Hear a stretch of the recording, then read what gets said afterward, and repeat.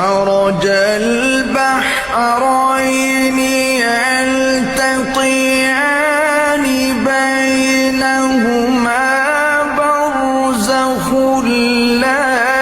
يبغيان فبأي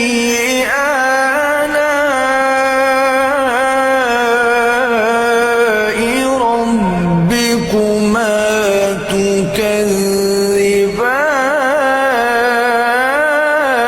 تكذبان يخرج منهما اللؤلؤ والمرجان